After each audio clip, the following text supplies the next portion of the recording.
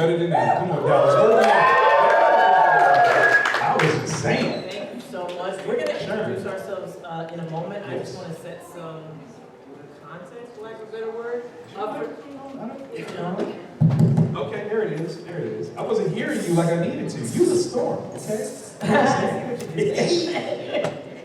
For those of you who can see the screen, there's a little QR code in the corner. See, it did go up. It wasn't just me. Here, switch right. Yeah. Oh, it's because I'm hitting. Oh, you stepping on the thing? Is that one? Shoot. Yeah, it works. For those of you who can see the QR code, if you want access to any of the stuff that we're talking about, because we may or may not get to it all, but also I want to be mindful of the different ways people process information. So if you prefer visually, but you can't see this little ass screen, please feel free to scan that QR code. That's right. Sound good? Is that cool? How many of you have already scanned it?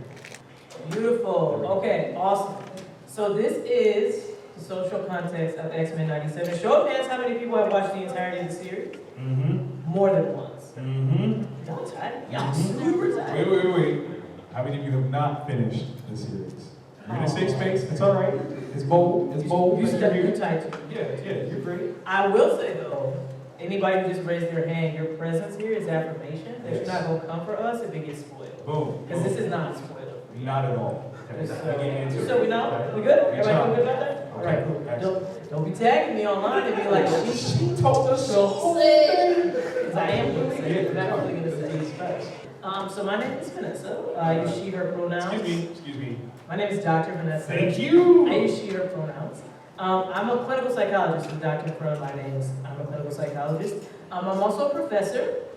As a professor and as a psychologist, we talk a lot, and I'm going to invite you all to hold me accountable to that because this is not a lecture. And even though he and I talk a lot because we're very comfortable and familiar with one another, this is a community conversation. I'm also an equity and inclusion consultant, so I know DEI is like a thing. I know that people feel some kind of way about that, and it's my job. And so that is also, you will see that inherent in what we talk about today, because that's just the lens with which I view the world. Hi, I'm Victor Andrews, lovingly called the hardest working man in comics. I use he, him pronouns. I am a phenomenological narratologist. Can y'all say that? Phenomenological narratologist. I owe you like $1. No, what that means is that I teach the philosophy of storytelling through my imprint, You Create Comics. There is a You Create Comics project I'm doing at 6:30 in the Family Zone, so I invite you guys to come over and check that out. I'm also a self-publishing comic creator through my imprint Vantage In-House Productions, which I've been doing full-time for the last 14 years. I'm a super nerd, okay? Like, you will see me all over the place. It's so true, right? In this space, I'm usually a celebrity moderator. I just got off stage with Richard Dreyfuss. That was fun. Come on, let's. I'm saying, so communicating and speaking about different works of various degrees and critiquing them and talking about them is my jam. And I love doing it with my sister from another mister, Dr. Vanessa Hens. So yeah. This is such a love. It is. It is what it is. I'm so excited. If you can, what was your favorite moment from this first season? It's episode 5. Listen, everyone knew where I was with this one. Now, I have to set the stage. Gambit has been my favorite X-Men since '91. Okay, since X-Men #1, Jim Lee, Chris Claremont, like there was something about him that just spoke to me. He's the reason why I failed French in high school. Cajun French is not the same thing as French French. I didn't know this, okay? I'm like, what's that more to me? They're like, stop doing that. So, in episode 5, remember it. It was the end, okay? My favorite moment was not Remy destroying the Godzilla symbol. It was the aftermath. The moment of Rogue holding him and her, that just got me, my bad. I can't feel you. What that was such a powerful moment because it was her stepping beyond her own fear, which she has shown tremendously throughout her whole characterization, but earlier even in the episode, where her brother, Nightcrawler, was hurt, and she reached for him and pulls back because she realizes her hands are open and she might touch him and that could be bad. And in this moment, what she is experiencing is so great, it's overriding her own sensibility of self-awareness, and I'm holding this man, and I'm commenting on the fact that I can't feel him, and it's devastating. Like, that is my moment. That's my one right there. Yes. Okay, well, What what about was Sharon? to say pales in comparison? Well, You no. My moment was the moment of thirst. Andrew was cooking the beignet. When he was cooking the beignets, And he had no shoes you on. see He that had crop a top? half shirt. That crop. You remember I sent you that You picture? did I said, too. "Oh, I said, maybe Listen. I'm attracted to a cartoon." No. Listen, Candace got that. He's got that name. What we got back there? Yes, I like the fact that Magneto reached out to the Morlocks. Come on, let's go. Okay, can I be geeky for like a second? Like, no, I'm gonna take it. And this is facts, also true. So listen, this is one of those interesting things in terms of a narrative where you see someone has executed a concept better in future storytelling than they did in the initial past. So the reference of the Morlocks is built on the Mutant Massacre, which was like in the 80s, right? And that Mutant Massacre was a great storyline. Like, it was tremendous, it was huge for its time. It set the stage for a lot of things. Angel lost his original wings, opened up the doors for him to become Archangel. Thor got his arm broke. Like, that's how real it was in terms of power structure. However, in 2001, Grant Morrison and Frank Whiteley broke the mold when they did their E for Extinction story and showed what a true Mutant Massacre would be with the destruction of Genosha. And because of that, I think that is why, in terms of storytelling, they said, okay, we're going to take from this part, we're going to take from this part, we're going to put them together because this is a real massacre. You know, it was one thing to kind of suggest, Mutant Massacre with the destruction of the Morlocks, but that was just a very secluded part of the population. We're really going to show you what a massacre is by affecting everyone, the popular, the unpopular. If they are part of this grouping, this genocidal act, come on, let's call it what it is. This genocidal act is a true massacre. We're going to show you what that means and what the impact of that would truly be. We're going to open up some eyes around here. Third eyes, fourth eyes, whatever. We open them. That's what we're doing. And can I just say I appreciate the creators of this series' willingness to do that in the context that we're in right now. Facts. Because it was, like, watching that episode 5 was hard. It was hard. It was hard for me. Understanding this is absolutely fictional, understanding this is a cartoon, and I mean the entire series it was too much. And so I appreciate their willingness to go there. Go there. And so what I want to do before we really get into talking about the sort of Magneto, Charles Xavier sort of dichotomy, if it is such, is to talk about what do we even mean by tolerance. So what does the word even mean?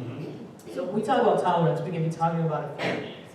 So one is that you accept other people who are different from you. Accept, right? Acceptance. That doesn't mean affirmation. That doesn't mean I want to be best friends with them. That just means accept, right? It means having, and I don't like this word objective, but it means having an attitude about, or an understanding that people's perspectives may be different from yours, and that's okay. Right. We all don't have to agree. Like, I'm from the Midwest, I live in the Midwest, they don't know what disagreement is. The Midwest is freaking annoying, right? It's okay. And then lastly, when we think about tolerance, we think about, and I don't like this language necessarily either, but allowing deviation. So understanding that human expression is complex, right? And the reason that I share this definition of tolerance is because tolerance is the bare minimum. The bare minimum.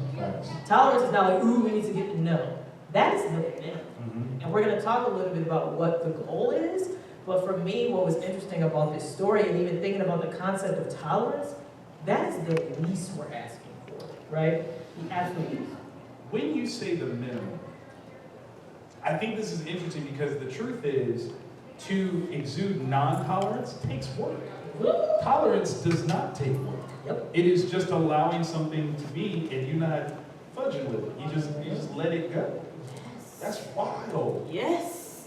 Let it be. Right. Mind your damn business. Like, what does that have to do with you? Right. And I think to your point, and this is something that I know you wanted to talk about, Of course. we see this throughout the X-Men narrative from the beginning to the end, from the rooted to the tutor. Right. We see this dichotomy between Professor X and Magneto, and we have talked about that being akin to other sort of historical figures. Yes. And I will let you talk about that. So one of the things I think is very interesting is that some of the conversation, unfortunately, can be contentious, if you will, is the idea of Professor X and Magneto being analogs for real-life civil rights leaders. Obviously, for those that have never heard this before, Professor X is supposed to be an analog for Dr. Martin Luther King, and Magneto an analog for Malcolm X. Now, let's be frank here. The X-Men was created in 1963 by two very talented Jewish creators. Do I think that they had any intention whatsoever to actually signify this analogy? No, not at all. But does it mean it's not there? I don't think that that's absent either, right? Like those things are not mutually tied together. It's something that is said that can be gleaned and maybe not even intended.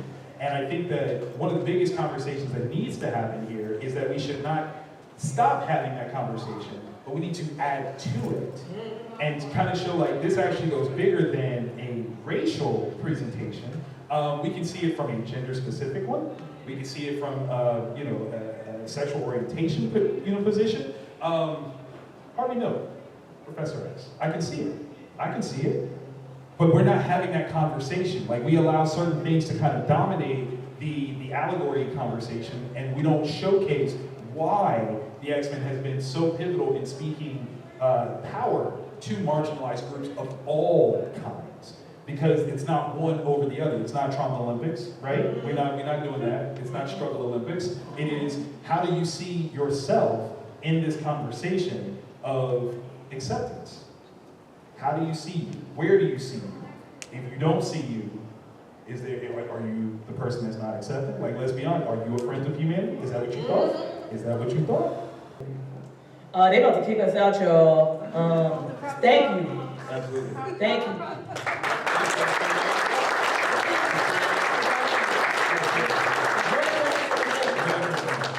One more time for Dr. Vanessa Hens, though. She killed it.